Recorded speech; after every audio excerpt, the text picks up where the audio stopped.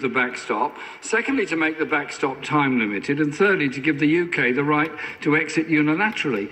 So which of these proposals is the Prime Minister negotiating for today? 1, 2 or 3? Prime Minister. The right honourable gentleman points out that, as I have said, I just said in my opening response to his question, he could have listened to that answer, but I'm happy to repeat it. There are a number of ways in which it is possible to address the issue that has been raised by this House of Commons, and work is being undertaken on those various issues.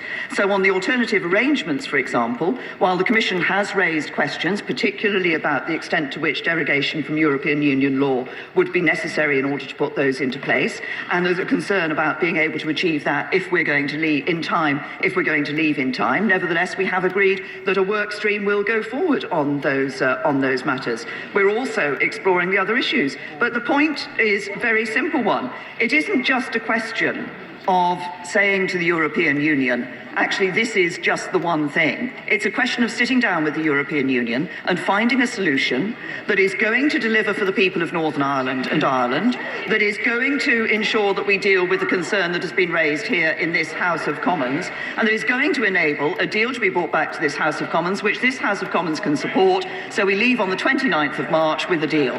This week, the Foreign Office Minister said categorically, we're not leaving without a deal.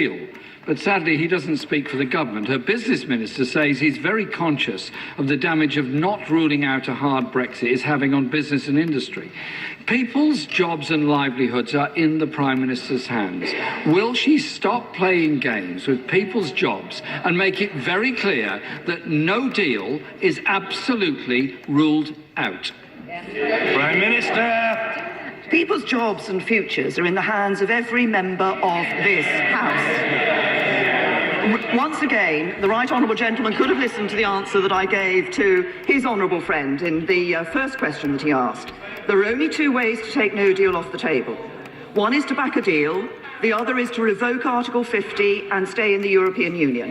Now, he's refused to back a deal, so the obvious conclusion is that he must want to revoke Article 50.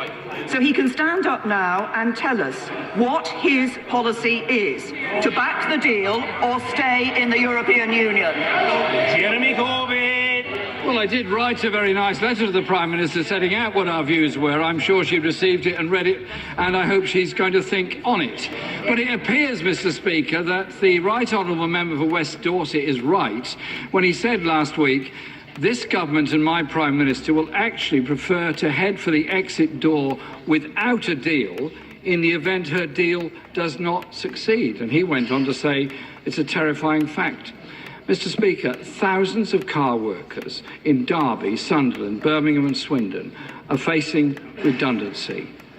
Does that matter to the Prime Minister? Prime Minister. Say to the right honourable gentleman, first of all, we have seen decisions taken by